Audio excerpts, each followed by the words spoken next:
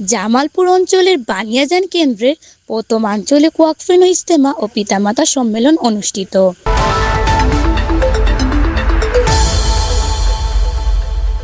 এক উৎসবমুখর এবং আধ্যাত্মিক পরিবেশে সম্পন্ন হলো জামালপুর অঞ্চলের 9টি জামাতের ওয়াকফ এবং তাদের পিতামাতাদের নিয়ে আঞ্চলিক ইজতেমা ও পিতামাতা সম্মেলন। 18 এপ্রিল 2026 শনিবারে বানিয়াজান জামাতের দিনব্যাপী এই অনুষ্ঠানটি অনুষ্ঠিত হয়।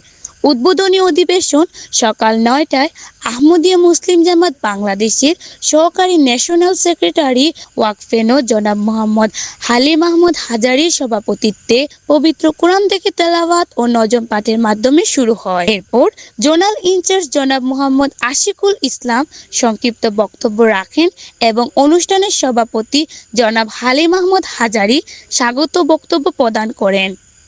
এরপর সরিষাবাড়ি জামাতের প্রেসিডেন্ট জনাব হাফিজুর রহমান, বকশীগঞ্জ জামাতের প্রেসিডেন্ট জনাব রশিদুজ্জামান শুভেচ্ছা বক্তব্য প্রদান করেন। এরপর সভাপতির দোয়ার মাধ্যমে উদ্বোধনী অনুষ্ঠান শেষ হয়।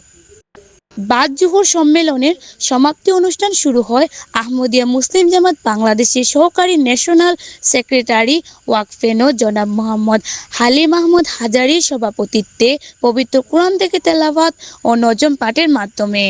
এতে বক্তাগণ গুরুত্বপূর্ণ বিষয়ে আলোচনা করেন। বক্তৃতা প্রদান করেন জামালপুর জোনের জোনাল ইনচার্জ জনাব মোহাম্মদ আশিকুল ইসলাম, এরপর মাওলানা দেওয়ান মোহাম্মদ নিজামুদ্দিন এবং কেন্দ্রীয় সহকারী প্রতিনিধি জনাব তফসির আহমদ রনি।